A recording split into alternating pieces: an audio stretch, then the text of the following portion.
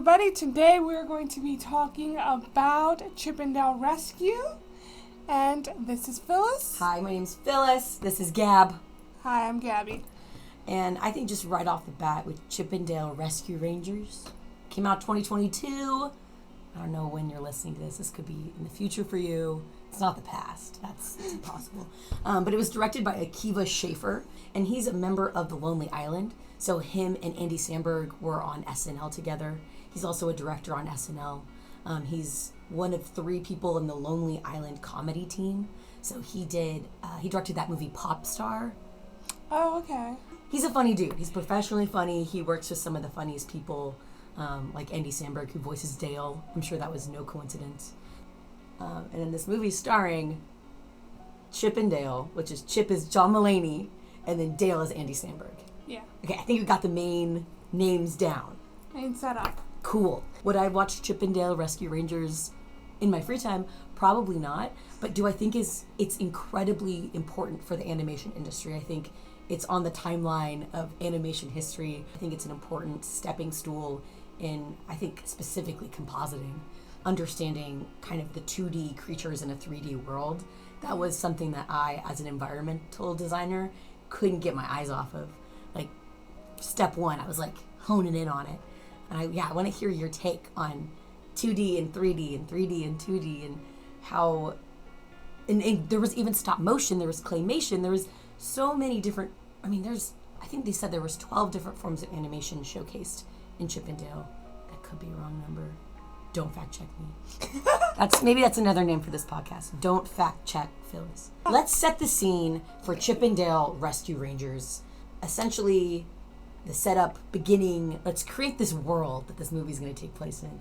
Because I think the world building is a really strong element of this universe. Because it's humans and cartoons living together. Yeah, and it does, because I recently just rewatched Who Framed Roger Rabbit, and it's literally like the 2020 version of that world, because Roger Rabbit was set in 1947, even though it was filmed and done everything in 1988. It was years. Yeah, years. Heck yeah. But it was set in the 1947 to kind of give a kind of past look to it. So if you really imagine that world in 2022, I feel like that is the Chip 'n Dale world. True, and it also incorporates, well, we'll talk more about the CGI surgery later. That had me rolling on my back. I love thinking of 3D, this new realm of animation we've had for about 2 decades, and how they incorporate that into the 2D real life. I mean, it's so many different render styles, because 3D is still not realistic yet. I mean, it's realistic, it's believable, but I think side by side in the movie, you could still kind of tell that they aren't of the same realm, you know? Did you feel that way? No, yeah. I mean, there was parts where when they were side by side with each other, I was like, in my head, I'm like, I don't know if it's drawn background, if it's live background, or if it's 3D background, but my head is hurting. But no, I thought they did it beautifully for the way that they did it.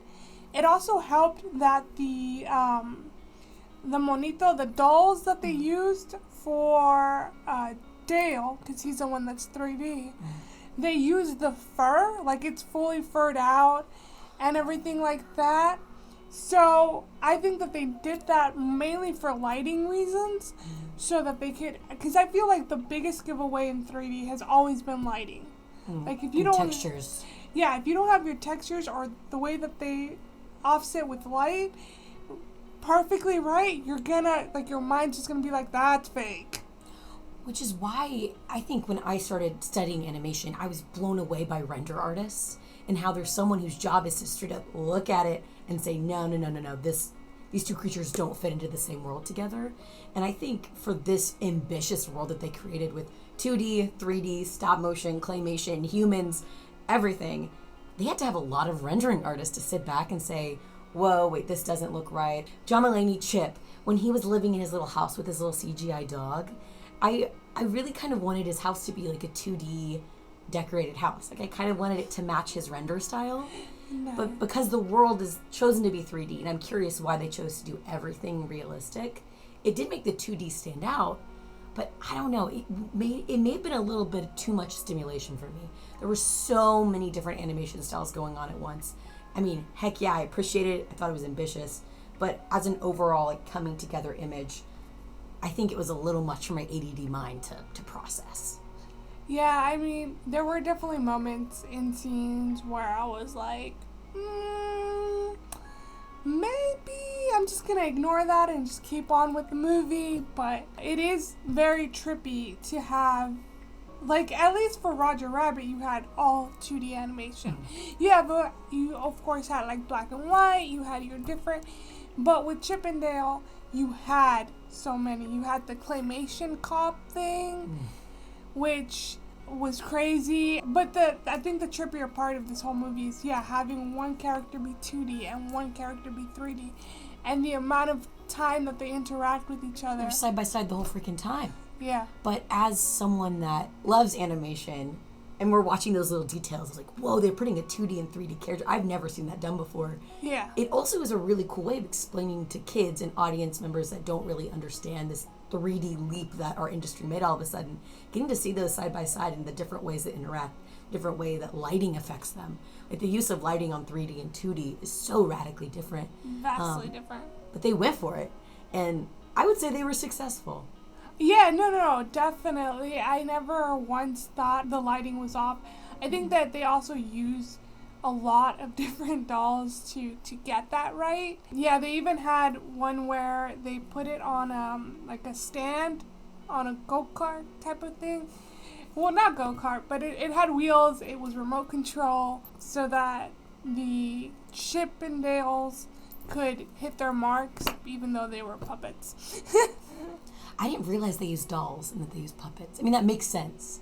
Yeah, they basically use the standard CGI version that we do now for Sonic and things like that. The only difference was that Chip was grayscaled, so he was black and white, and Dale was fully it had fur on it. It looked like the doll that comes out in the movie where. That plush animal. Yeah. Oh yes, wait, we did forget a really important thing to start our podcast off with is spoilers are expected. But yeah, old milk. Consider Chip 'n Dale spoiled. If you're listening to this, we'll do our best to talk more about the artistry, not plot specific. But just spoiler warning, we are gonna start talking about what happens. What happens? Yeah, we're gonna give. You know what? I'll just say we are gonna give away the plot. If you have not seen Chip 'n Dale Rescue Rangers and you're being really conservative and you don't want to be spoiled about this, listen to us afterwards. We can re-enhance it. But also, it's kind of cool to listen to this before you watch it, because then you can appreciate everything. it. And that's one thing as film people is movies. I wouldn't say they're ruined, but when I watch movies with my friends, I'm definitely not seeing what they're seeing. I'm focusing so much on the little things. I'm trying to find inconsistencies. I'm thinking about how did they in The Revenant. Crazy other film example, the lighting sequence, the slow-mo through the trees. I'm thinking about the cameraman. I'm thinking about the person running with the light. I'm thinking about the production side of it. And that might take away from the plot side of it. But yeah, it's cool that we get to at least open up that world of what we care about and share that with maybe someone that hasn't studied film or at least worked in After Effects or sat down and tried to do stuff like this. We can testify. It's hard. It is. And I think that's why I'm all the more impressed. This was an ambitious movie, and I can't believe they made it. A lot of the reviews I read were this is a feat. It was a tall order. Imagine being pitched to this movie. I would have had a heart attack. No, yeah, and I mean, there was so much trust in the director because he's the one that wanted all these different styles of animation. He was very hardcore set on it. Good. And I love that. That is really great. But I mean, imagine being the studio that goes, you want to do what now? You want to do not just Disney, you want to cover Nickelodeon. They covered everything. They had freaking all the way to South Park. They had Beavis and Butthead. Butthead was a congressman, which I thought was hilarious and appropriate. Ugly Sonic was a main character, and that's not a Disney licensed character. So, Oscar, which is our other coworker, had mentioned, the only reason that they got away with that was because it is technically pirating or like a mock version of Sonic. It's not actually Sonic. I don't think that they could have gotten the license for Sonic, especially since Sonic literally, the part 2 just came out. Yeah. So like that licensing has to be like super hardcore. So the only way they got around it is by changing Ugly Sonic. They made him taller. They gave him a gut. They gave him a gut. His teeth were worse, which I didn't think was possible. I did not think that was possible, but they did it. Like it was said, he always has either Ugly Sonic in the frame or he's referencing himself as Ugly Sonic. And there's even a part in the scene where he's like, oh, everyone just loves Sonic. Like that's another character in the world. They just can't use him or see him. That was a question I had, specifically with Lumiere, which I may just be getting ahead of us. But so we had the CGI surgery. We live in this universe where specifically Dale got the CGI surgery. So he used to be 2D, went under the Knife. The cartoonist knife. I don't even know what that entails. I would love to watch that surgery, which I guess the whole plot of it kind of showed what they do. But we see at the second FanCon Lumiere 2D, like the original Beauty and the Beast Lumiere. And he didn't have the 3D CGI upgrade. So I'm curious if in this universe there's also a 3D Lumiere? Yeah, are there like there's Ugly Sonic and then there's like the Sonic everyone loves. Are there different versions of all these different characters? Like some of them souped up, some of them not? That is an interesting idea because we have seen Lumiere 3D. I mean, Beauty and the Beast. That gold texture on it. So beautiful. Gorgeous. I cried that in that movie like 5 times. I saw it twice and I cried both times. I knew it was happening. It was very beautiful. I loved how all of them, even the clock, all of the items that came to life looked so good. Yet we decided to stay in 2D in Chip 'n Dale Rescue. Who knows if that was a Disney thing rather than the director? Because he did mention in an interview that there were some licensings that he had a harder time getting from Disney than he did studios that weren't Disney. And the reason this is funny is because, again, Disney is the one who launches this movie and it's on Disney Plus. And apparently there were some that he had to let go of. He's like, there are other battles I had to fight for more importantly than like certain cameos that he got. There was just so many cameos, over hundreds. There was one dude that tried to count them and it was around like 300 to 500 cameos. And that includes all the bootleg movies, which I thought was a really creative, villainous approach of bootlegging the characters we love. So the bootleg film's hilarious. I had to pause and read all those. Spaghetti Dogs and Spaghetti Dogs 2, which are Lady and the Tramp. That had me rolling around. But also the Shrek packaging for that body wash, that's real. They had Ice Age, like there's one fridge scene where you can see Ice Age, it was like ice cream. The guy from Incredibles. Oh, Frozen Meals. And one more. The other one was a Toon one. It was a rooster from Looney Tunes. It was Looney Tunes, which there was a lot of Looney Tunes references in there. There was a lot of Elmer Fudd, lots of Nickelodeon. It really was a love letter to animation, and it was cool. I'm glad they were able to get as many licenses as they did. And there was a lot of characters that were so small and such tiny references that I had to like look them up because I thought that they were these new cool characters. But okay, got our worlds. Yeah. We got Chip and Dale, and they meet in elementary school. Yes. Which you and I we already talked about this. I love little baby Chip and Dale. I think it's so cute that they meet in high school. But I was really frustrated that they were the only chipmunks. They were the only tiny creatures in the entire elementary school. So of course they were best friends. Yeah, well, when they have the scene where Chip kind of looks over and like spots Dale, I'm like, so sea of giant people, this kid went, well, I either have to make friends with this or I will never make friends at all. If I lived in a world with 1 billion rendering styles and there was another chipmunk drawn exactly like me, I mean, heck yeah, we're going to be friends. See, what I wanted to solidify Chip and Dale's relationship and their friendship was a third chipmunk that was the same render style as them that they chose they didn't want to be friends with, you know? Because it seemed like they had to end up together, but I kind of wanted this like other option where they're like, we could have gone with more, but we chose each other. instead of just being stuck together as two identical chipmunks. No, yeah, like that it was their choice rather than life just putting them together. Yeah.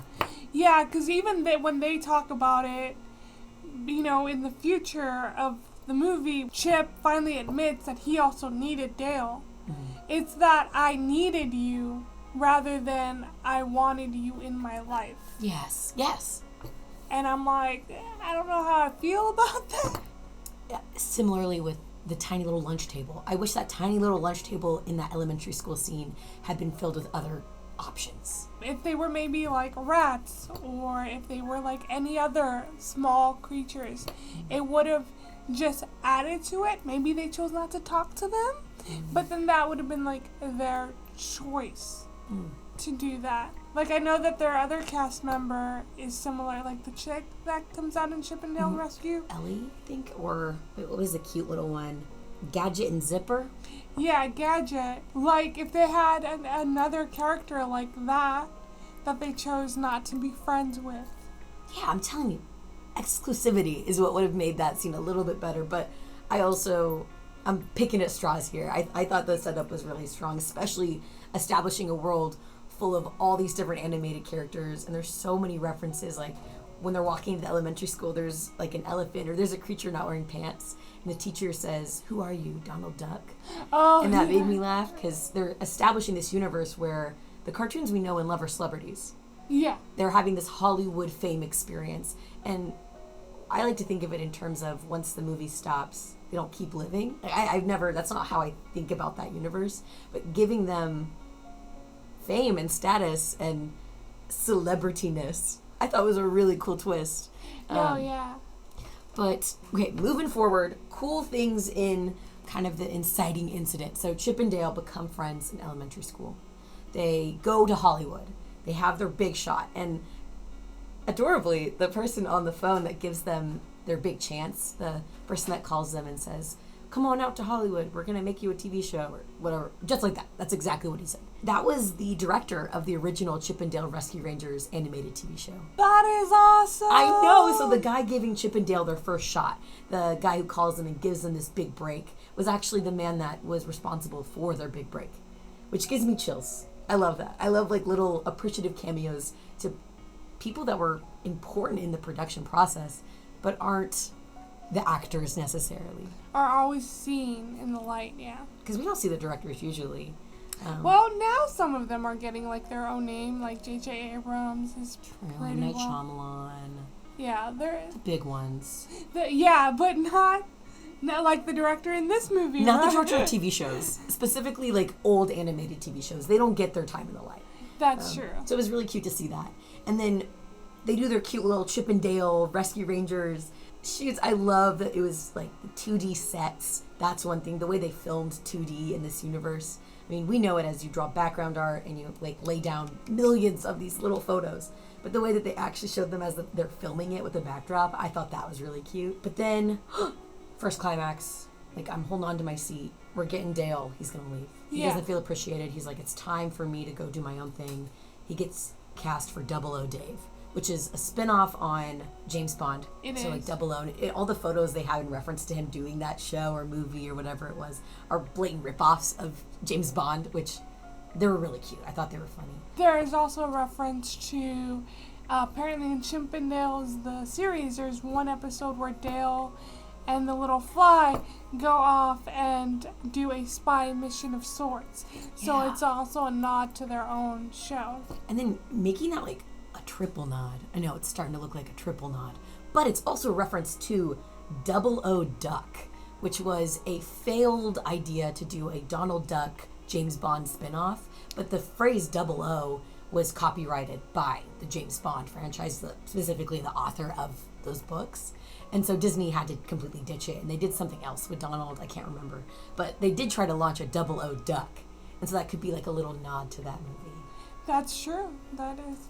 Then how did they get away with 00 Dale? I think it's just off enough. Or maybe maybe that was the rights that was hard to get. Maybe. But it's also parody law? That is true. I'm not sure. But I thought that was like a really cute step. And then after this like climax of them breaking up, we have this massive 30-year gap, which I love a fast forward I love that I think they were technically filming in the 90s. Yeah. So we're in modern day, we're today. I'm not sure when Chip and Dale Rescue Rangers the animated show came out. Probably should have looked that up. You're going to laugh at this. I am. What is it? What year? Was it 69? No, 1989 to 1990. Meaning that Rescue Rangers came out the same year that Who Framed Roger Rabbit. That's amazing. I love that. I mean, there's so many nods in this movie to Who Framed Roger Rabbit. Not specifically only him. Not only just him being there, but I mean, that's really, they took it and they brought it into the 21st century. Yeah. We're getting to, oh yeah, we need a reunion. We got to bring Chip and Dale back together. And they're kind of enemies. They haven't seen each other for a while. Boom. Monty gets kidnapped. Yeah, well, when they started, when they had the background where the fish was kidnapped, oh my god, I can't believe I can't remember his name. Flounder. I was a huge Little Mermaid fan and I can't remember Flounder. It was so cute. I loved that sequence of him being pulled out. It was really scary.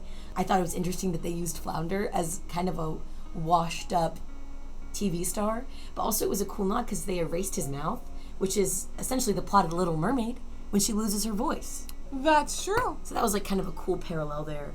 I was blown away by their decision to make Dale 3D and Chip 2D. I'm still stuck in that realm. So when they reunite, I was like, whoa, this is a choice. First, that was the foreshadowing when they have that in the background. But yeah, the reason that they chose to give Dale the 3D upgrade is because of the characteristics that they gave him. He's still trying to be out in the business. Yeah. So if you're trying to be out in the business, you're trying to be the most modern thing, and that was CGI.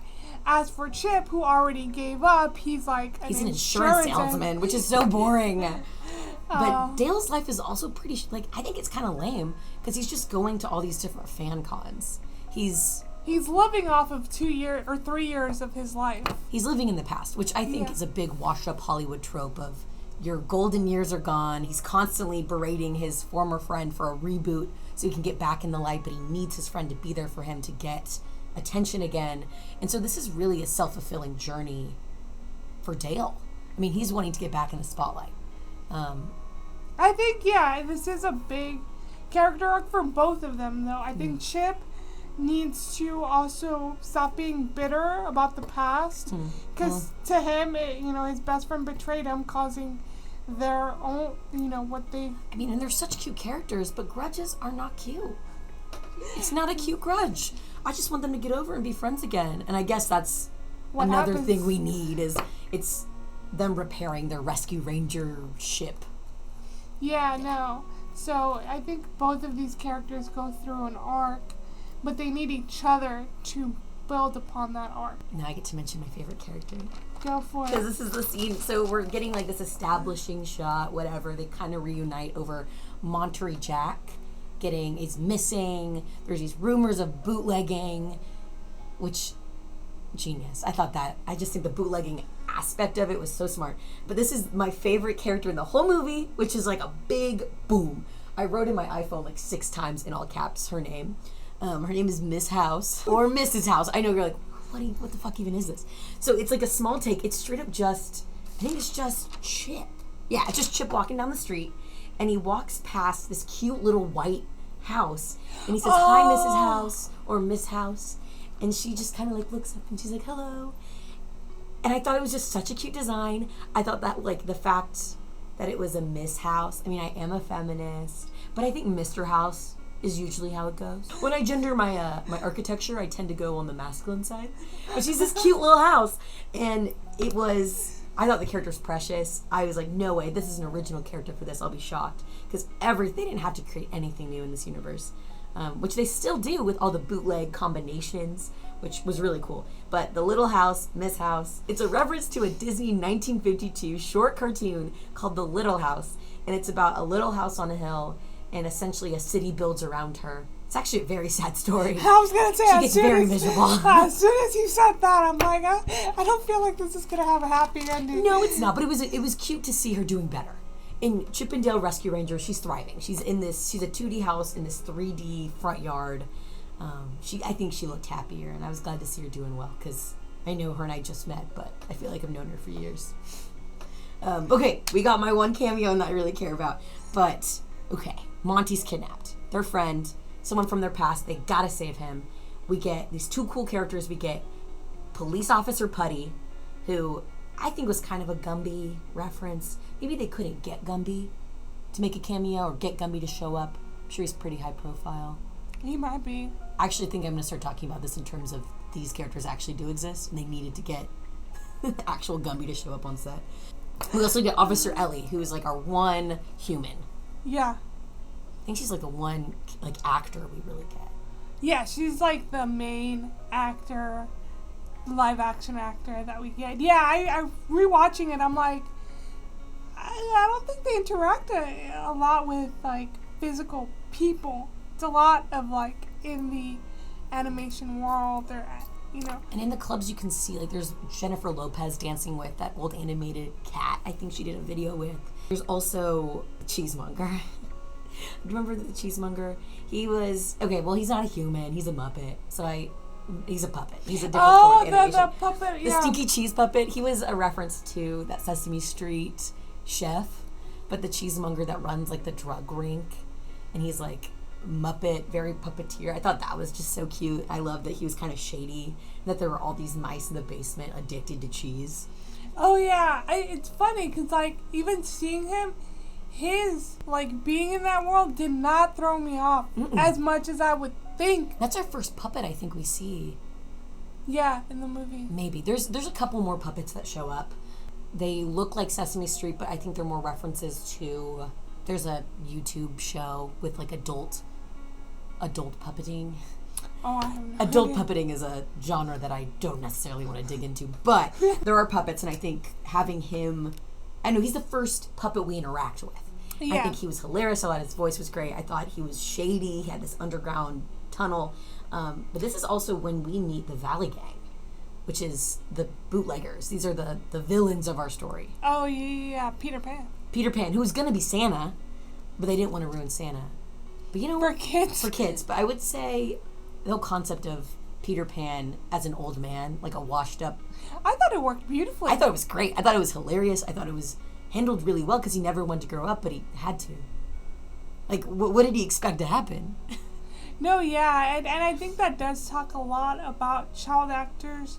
Not all of them, of course, but like some of them, where they are looked in the limelight not as well now that they are adults, but they had a huge like fandom when they were kids, and them like doing any projects or any side projects that they could possibly do, like Dale, right, that he wanted to get into the limelight. So I also think that that's a mere representation of what could have happened to Dale without Chip.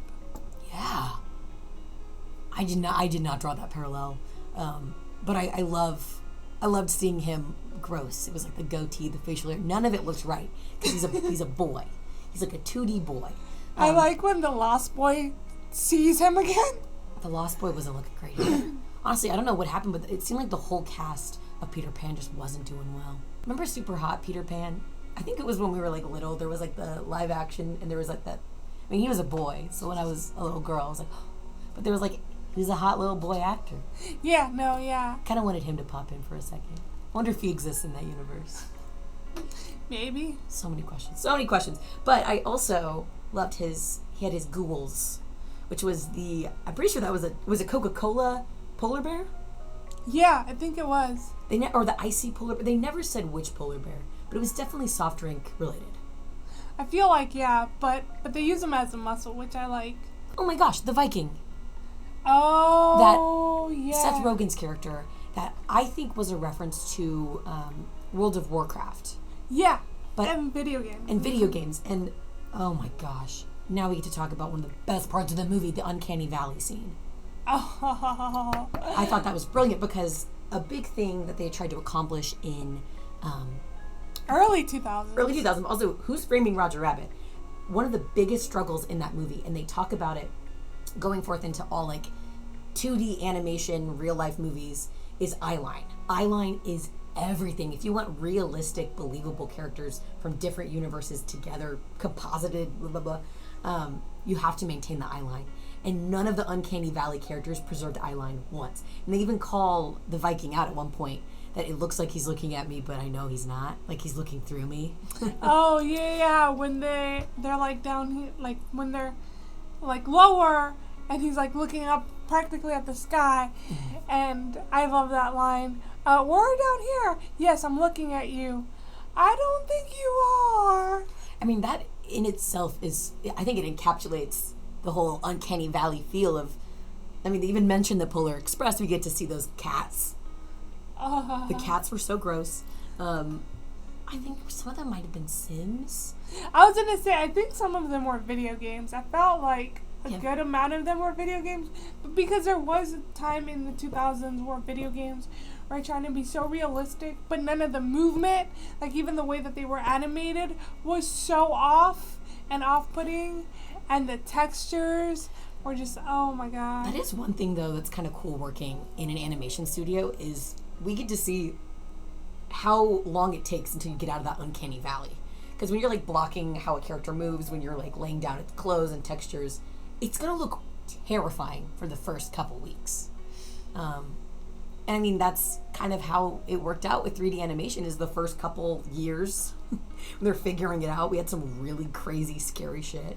And specifically as animators and as people that are of this world, we think this is interesting to us. A nod to the Uncanny Valley was something that I needed. Like, I needed there to be a reference to it. If we're going to do a love letter for animation, you can't avoid this really uncomfortable period of time. No, yeah, it's funny. I had completely forgotten about the early 2000s and this state until they go to the Uncanny Valley, and my brain just automatically started putting all those video games in my head and all those things, and I'm like, I want to get out of this valley now. See, I wanted Tom Hanks. I wanted Tom Hanks, Polar Express, to come in and set me free. I want him to take me somewhere else. The movie took like a hard left into a different realm. I would have been there for it. True. Will we ever have Uncanny Valley movies, do you think? I hope not. Me too. But I think they knew how long they had. They had a short period of time to show us. It was funny. I mean, they used it in the commercials, so they knew it was a highlight of the movie. But using that and then introducing Seth Rogen's character as the Viking, I think we needed to draw that parallel if he's supposed to be in the Uncanny Valley. No, yeah, that definitely works. I loved his cameo with his other characters, though. I thought that was beautiful. And it took, because I watched it with my brother, and it took us a minute, and we're like, is that the same voice? No, yeah, that's the same actor for all four of those. Okay, good. When the Viking and Pumbaa, and what were the other two characters? It's like Jiminy Cricket type of thing. I don't know if it was Jiminy Cricket. But it's all Seth Rogen's characters? Yeah. Oh, yeah, that's at the second fan con when they go to get Ugly Sonic to get the FBI. Yeah. I love that Ugly Sonic was pivotal. He was plot-centric. Like, we needed Ugly Sonic to come save the day at the end. Oh, yeah. I love that Ugly Sonic was such a huge character. I think I would have been so sad if it was just like a one-off. Again, does not mean I would want an Ugly Sonic movie. Please, no. There's a reason that people were in uproar. But Chip 'n Dale Rescue Rangers did specifically it so well. For animators, they took so many cringy sides of our history, so many things that haven't worked right, and they inserted them in a way that they're kind of making fun of themselves. And in entertainment, if you can't have that self-awareness, that ability to make fun of past failures, like, what are we doing? This is entertainment. We're supposed to be enjoying ourselves to some extent. And yes, production schedules are crazy, deadlines are exhausting, but I love specifically this instance where they got to kind of reference so many things that have gone wrong, but bring it together into a really cohesive work that explores animation history, introduces people to 2D versus 3D, and then also paints bootlegging in a villainous light, which, I mean, as people that work in film, they are villains to us. They take a lot of liberties and rights. No, yeah, I do love that that's the true villain is being bootlegged. And, like, that's the worst thing that you could possibly do, right? Is, like, change your appearance and then have to, like, star in bootleg movies. Like, what that one, it wasn't called Pooh, it was called, like, Pug. I don't remember how, it was, like, Pug. Like, it was, like, Ugh, but I'm not sure. But the Pooh spinoff So after major plot twist, police are in on it. Major plot twist, we lose, I'm pretty sure Chip gets kidnapped. That was terrifying. At the second fan con, after we got Pumbaa, we got Seth Rogen's characters having like a little mush pile. This is when we have kind of our middle confrontation, or our big plot twist is the police are in on it, which we know is Sheriff Putty. Which I think is funny that they reference how cliche that is. Because he's moldable. Well, not only that, but Chip and Dale have said, like, oh, usually it's always the police chief. That's why we're going to rule it out this time. Because it's not logical for it to be so obvious. Yeah. And then the police guy's like, oh, Peter Pan thought the same thing, but I told him that it was too obvious to, like, be believable. And I'm like, that's funny. I mean, yeah, it was a good note. It was kind of, when it comes to film history, I think it always is the police chief. So I love that they're making nods to plots reoccurring, which was also a big theme in Chip and Dale Rescue Rangers, because a lot of the main points that happened were actually references to the Chip and Dale TV show.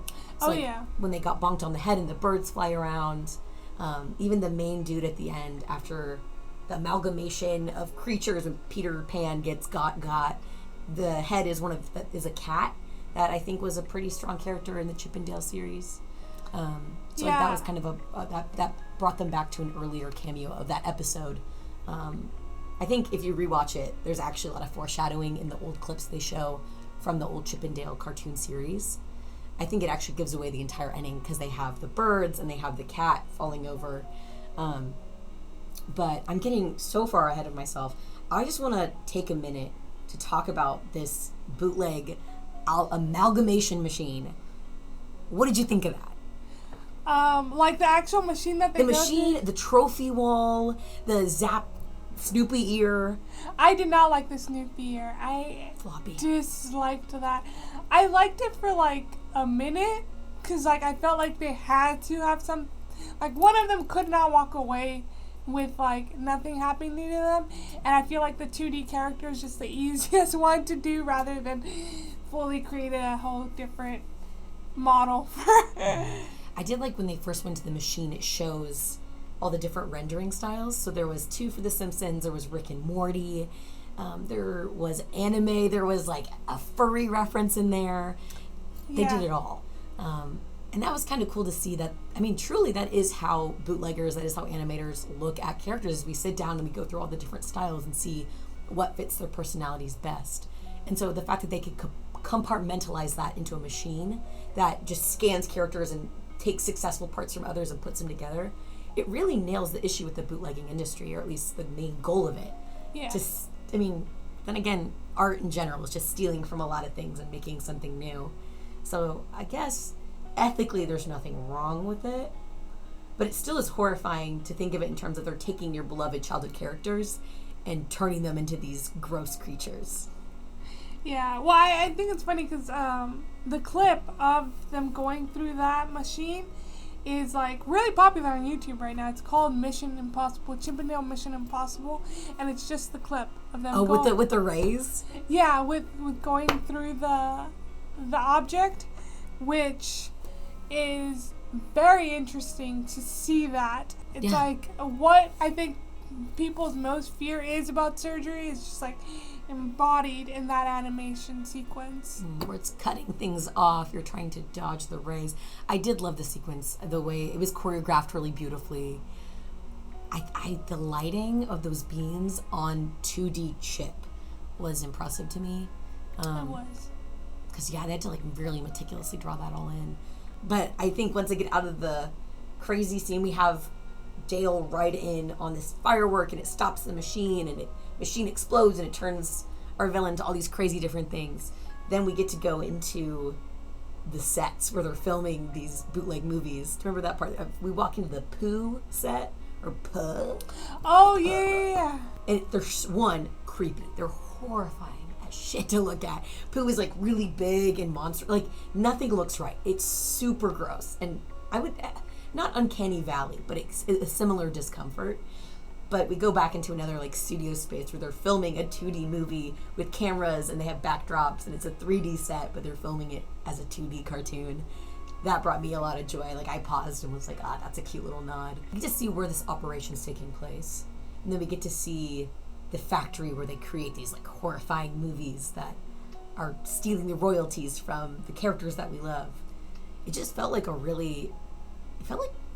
gross operation. It felt dark. They did a good job of making it feel evil and distorted. And the trophy room, like Jimmy Neutron's hair, I was like, what did they do to him? Oh my god, yeah. And then I think it's very interesting but the moment that happens, that you see those sets, you have hope, right? Oh, their friend might be here, because they thought he was like shipped away overseas. But I did think that it was really disturbing that when they weren't filming, they were in a giant crate, which really makes me think of trafficking. Yeah, there was definitely a human trafficking angle to that. And it was hard seeing those creatures come out of that crate, because there was pieces that you remember from all these different, like, it was a nostalgia machine. They took all these pieces from all these beloved characters from when we grew up. They created Frankenstein monsters, and they put them in a crate.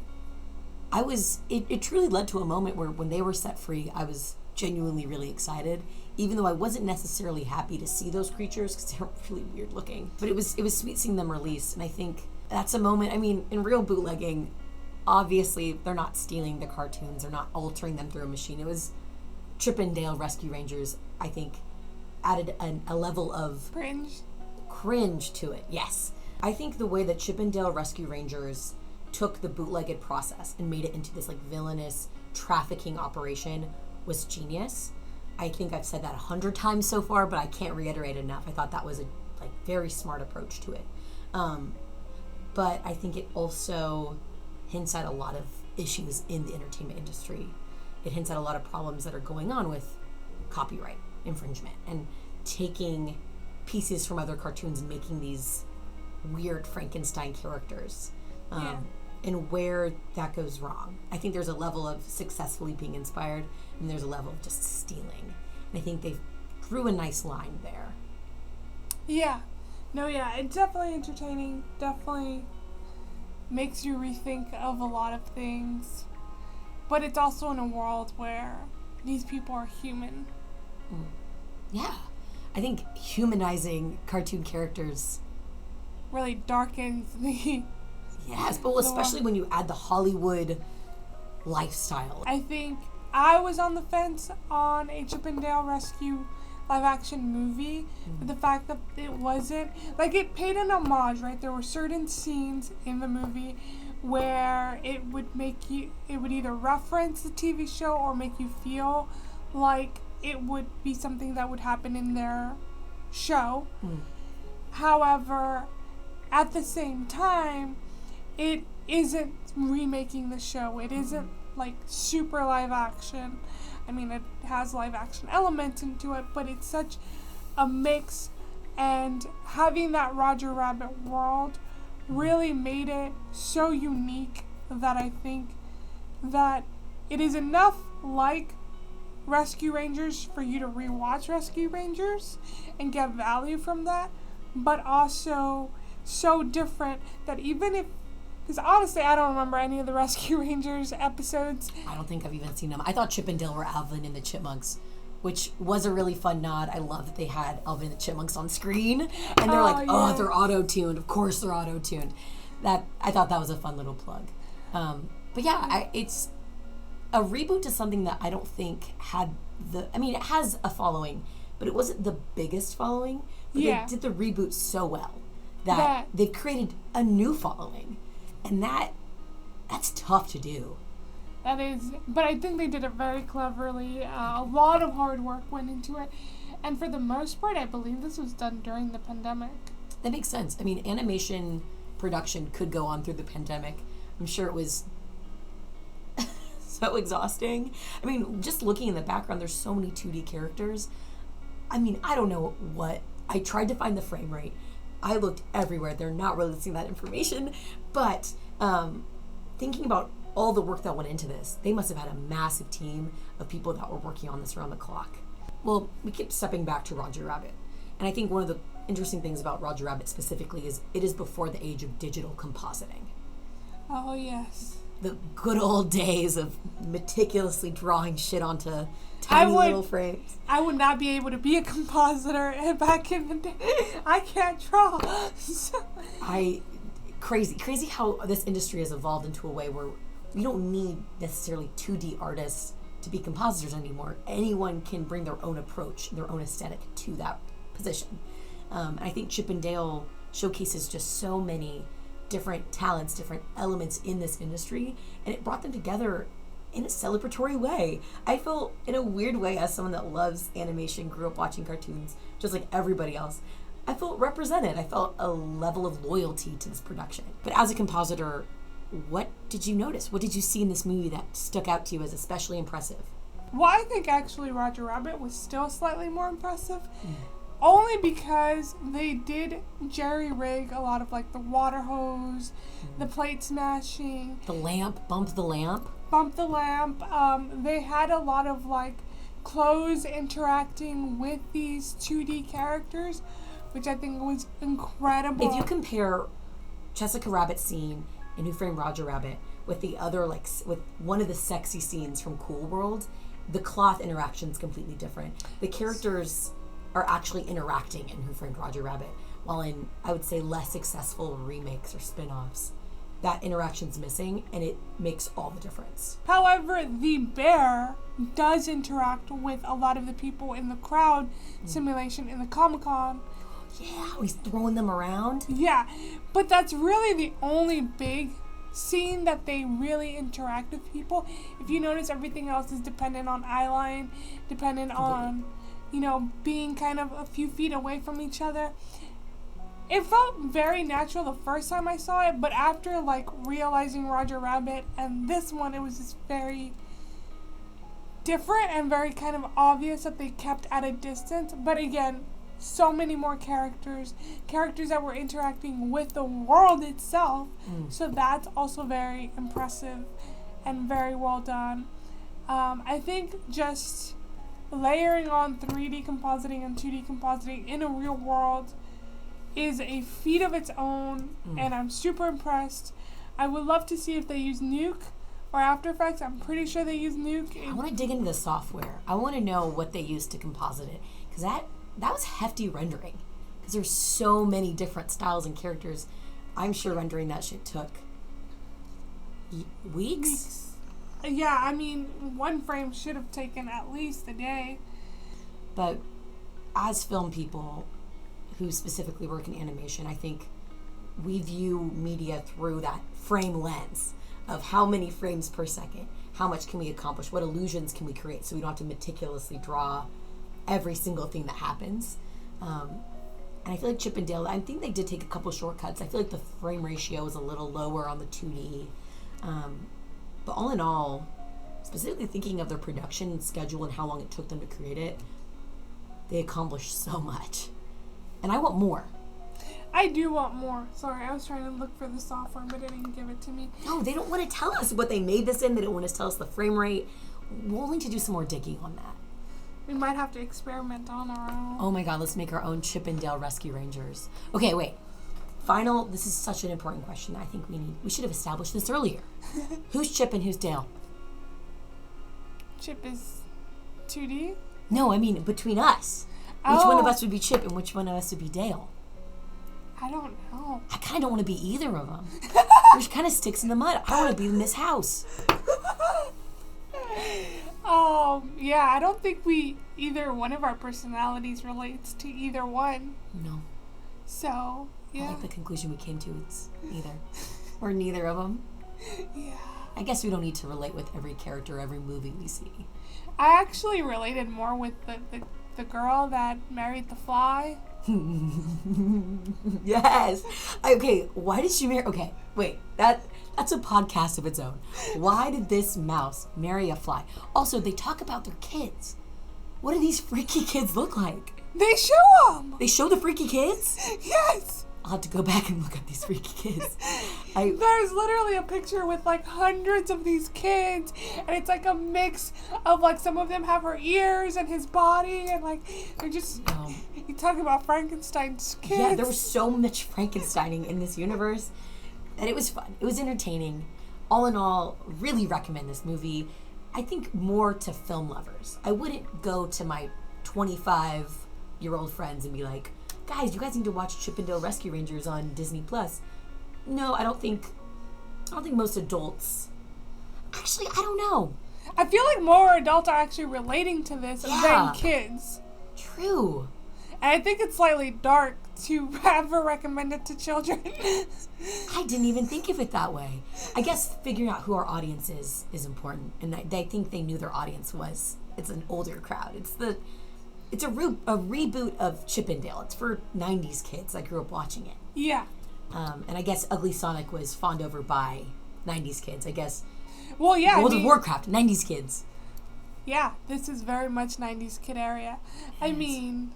In early 2000s. I'm an early 2000s kid myself. Yeah. Just never grown up. I'm a 90s kid. 90s kid. Huh. But I feel like it appealed to us pretty evenly, too. No, yeah. Early 2000s to the 90s, I think it's like literally their demographic. Yeah. Is like out of college type of people from, even to older crowds. And it is a movie that achieves watchability. I want to watch it again and again and again because there's so many Easter eggs, there's so many characters that watching it one time, you just don't get your fill.